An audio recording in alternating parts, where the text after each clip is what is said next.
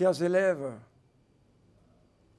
de philo, chers élèves du nouveau secondaire 4, chers professeurs de philosophie qui utilisent nos vidéos dans leurs cours, chers amis qui s'intéressent à la philosophie, bienvenue à notre deuxième vidéo sur le bonheur. Comme je vous l'avais annoncé, nous allons dialoguer avec un philosophe qui appartient à cette école de pensée qu'on appelle le stoïcisme. Voilà, cette école de pensée qu'on appelle le stoïcisme. Comme vous avez vu, Itréma, stoïcisme, c'est une école de pensée qui a une position différente de celle qu'on avait vue antérieurement. Il s'agit de l'épicurisme. C'est important de faire aujourd'hui la différence entre ces deux écoles, l'épicurisme et le stoïcisme. Nous avions vu la position du philosophe Épicure vis-à-vis des désirs. Nous avions vu sa manière de comprendre la quête du bonheur, la recherche du bonheur. Maintenant, voyons ce que pensent les stoïciens, c'est-à-dire ceux qui appartiennent à l'école baptisée sous le nom de stoïcisme. Nous allons nous pencher sur la philosophie de Sénèque. Mais avant, nous devons préciser que le stoïcisme est une école philosophique fondée vers 315 avant Jésus-Christ par Zénon. Retenez bien ce nom, c'est le nom de ce philosophe, Zénon, le philosophe Zénon. C'est lui le fondateur de cette école de pensée, Zénon. Je dois dire que l'enseignement de Zénon s'adressait à tous les Grecs, il s'adressait même aux analphabètes, il s'adressait aux citoyens, il s'adressait aux esclaves. Mais ce que nous devons retenir de Zénon, avant d'arriver à Sénèque, Sénèque appartiendra à la deuxième génération des stoïciens, c'est que cette école de pensée va influencer le monde antique, le monde grec, pendant près de 1000 ans. Ça, c'est important, de dialoguer avec cette école de pensée dans le cadre d'un cours de philosophie. Et ce que nous devons retenir, nous, Haïtiens, ça, c'est très, très important, c'est cette philosophie, ou encore, c'est la philosophie stoïcienne qui, au Moyen-Âge et à la Renaissance, va influencer le christianisme. En un mot, le stoïcisme de Zénon a influencé le monde chrétien. Et jusqu'à présent, nous pouvons essayer d'identifier les éléments stoïques. Nous pouvons essayer d'identifier la main des stoïciens dans le christianisme, ou si vous voulez, à travers les différentes composantes du christianisme. On a une bonne branche dans le christianisme, là. Catholique, protestant, anglican, etc., etc. Témoin de Jéhovah. Ça, c'est important. Et le stoïcisme va s'opposer à ceux qui appartiennent à l'épicurisme. Une donnée importante aussi, le stoïcisme va rompre avec le caractère aristocratique de l'enseignement de Platon et d'Aristote. Si vous voulez, avec le stoïcisme, la philosophie va descendre de la rue. Quelle est la base de la pensée stoïcienne? La pensée stoïcienne repose sur l'idée d'un univers parfaitement ordonné, tel n'a pas été le cas pour l'épicurisme. La pensée repose sur l'idée d'un univers parfaitement ordonné, c'est-à-dire le cosmos, par une raison divine universelle qu'on appelle le logos, à laquelle l'être aussi, selon les stoïciens, une loi de causalité universelle qui fixe le destin de tous les hommes.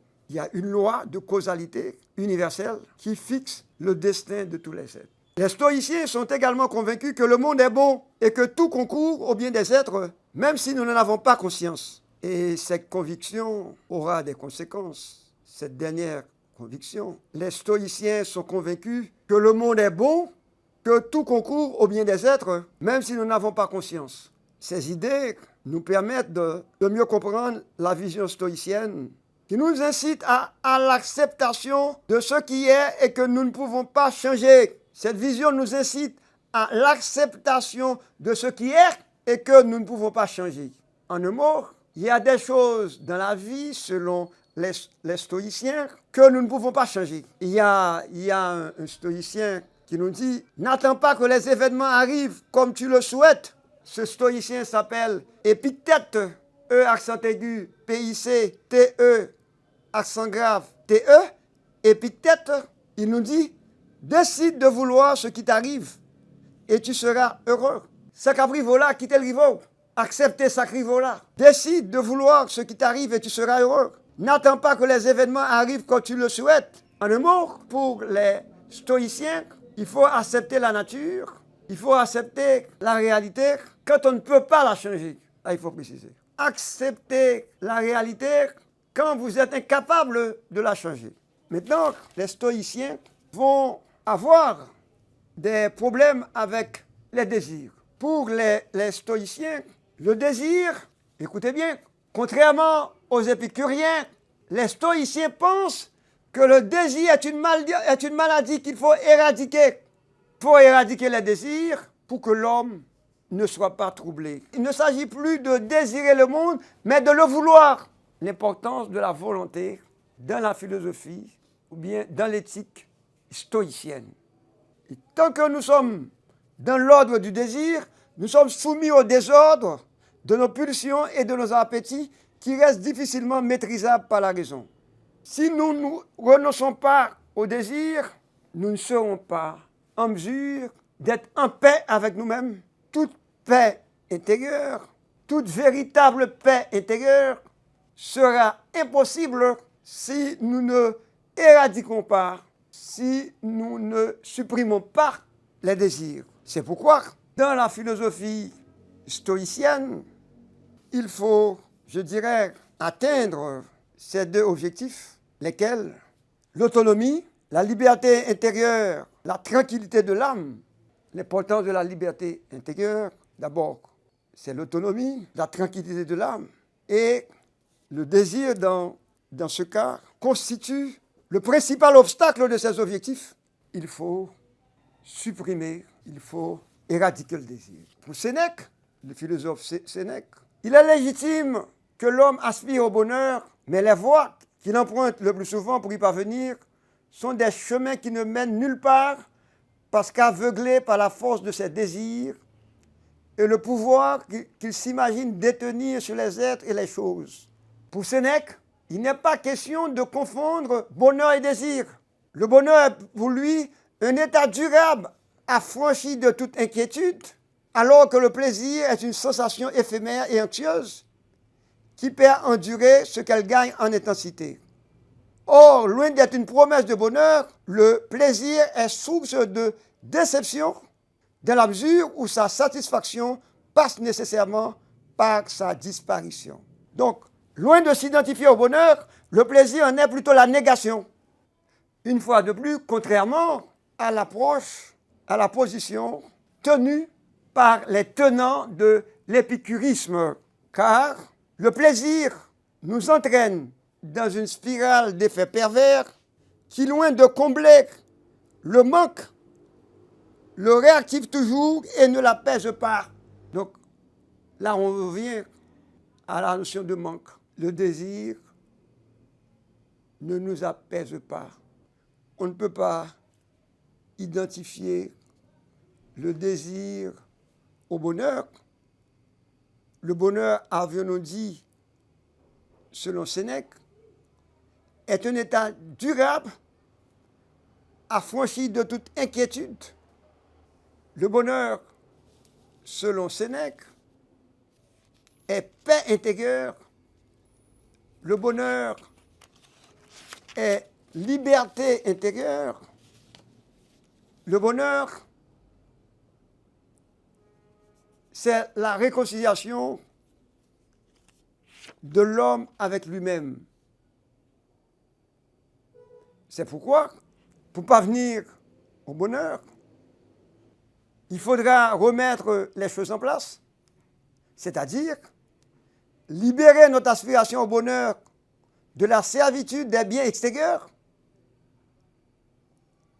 pour lui restituer sa juste place, c'est-à-dire en nous et non hors de nous.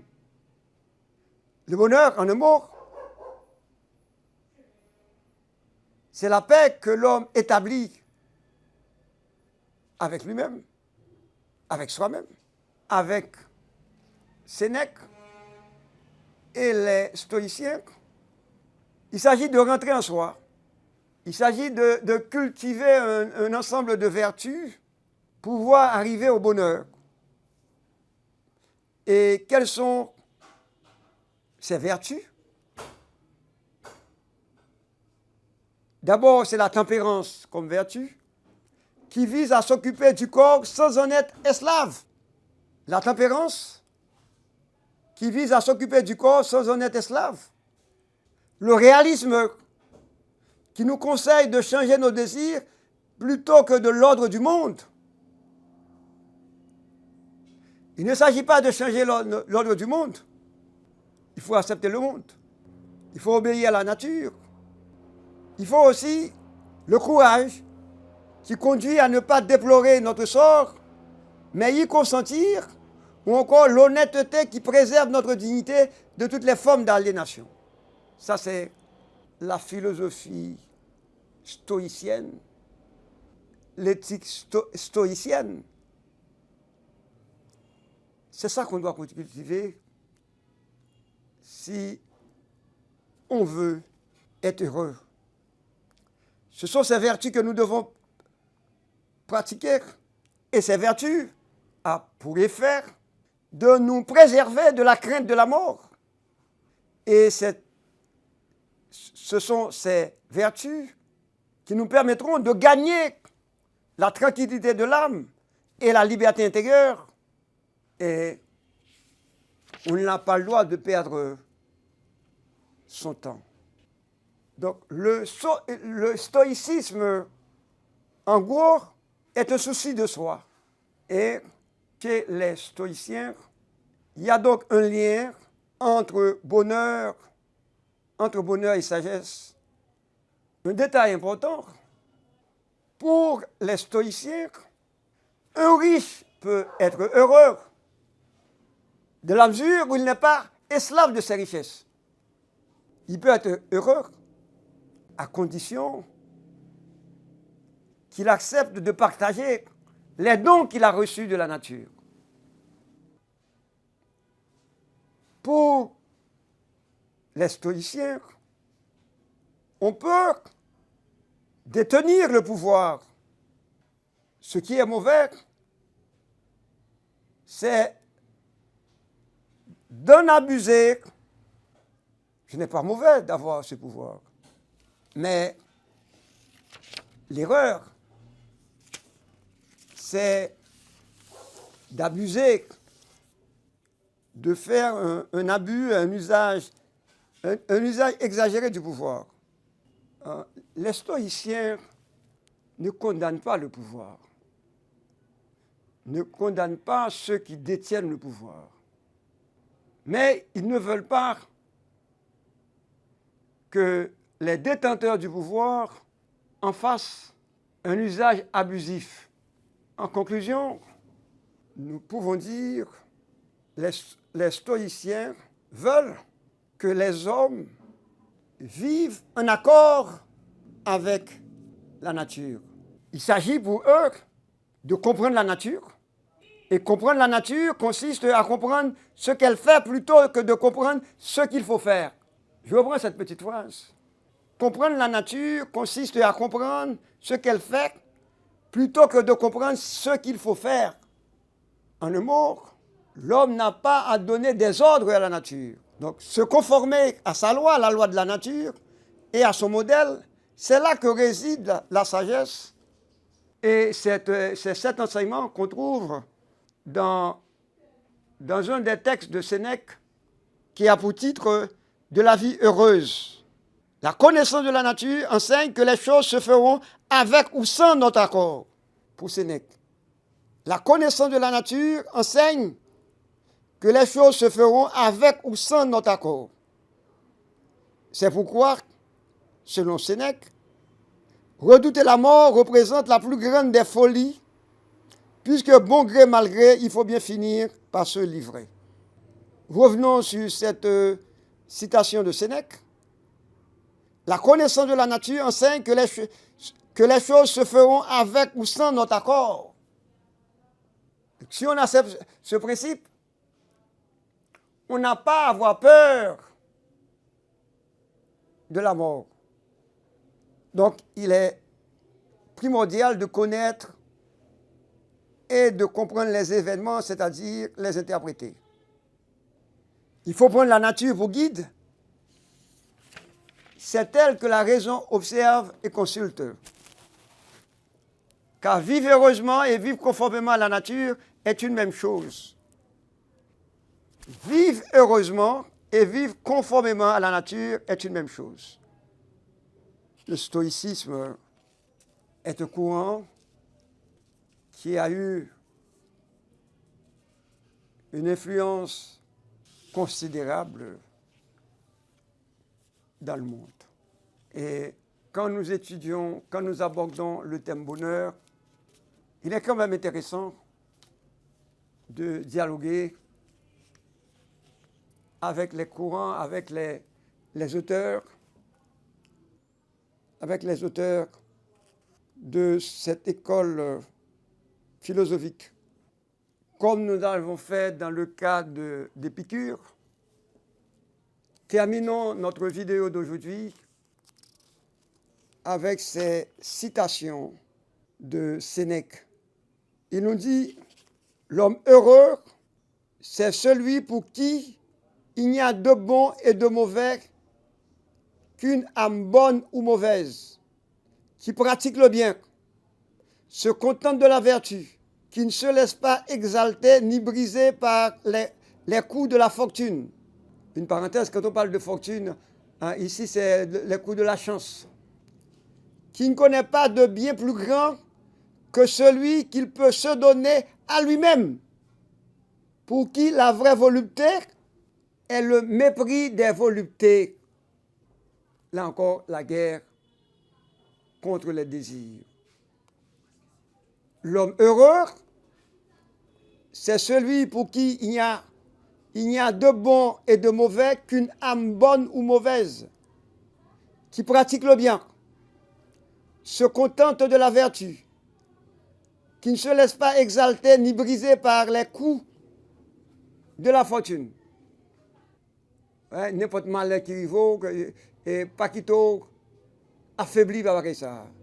Donc, qui ne se laisse pas exalter ni briser par les coups de la fortune, qui ne connaît pas de bien plus grand que celui qu'il peut se donner à lui-même, pour qui la vraie volupté est le mépris des voluptés. Une deuxième citation, tirée du même texte de La vie heureuse. Je cite de nouveau Sénèque. La vie heureuse a pour fondement immuable la rectitude et la fixité du jugement. Donc, l'importance de la vérité, l'importance de la raison, l'importance du jugement, l'importance de la volonté. La vie heureuse a pour fondement immuable la rectitude et la fixité du jugement. Voilà. Et là, dans une troisième vidéo, ce sera la dernière sur le bonheur. Et dans cette dernière vidéo, je verrai un grand philosophe qui a quelque chose à nous dire sur le bonheur. Il s'agit de Spinoza. Évidemment, nous profiterons de cette vidéo de Spinoza pour voir, même rapidement, d'autres penseurs qui ont réfléchi sur le bonheur. Une fois de plus, je vous encourage à partager mes vidéos avec d'autres personnes, avec d'autres élèves. Et c'est mon souhait, mon désir. Donc, quand je prépare ces vidéos, je les prépare avec beaucoup de passion et j'éprouve un grand plaisir à pouvoir les partager avec vous. Vous aussi, de grâce, partagez-les avec d'autres personnes, avec d'autres jeunes, avec d'autres élèves, avec d'autres amis. À bientôt.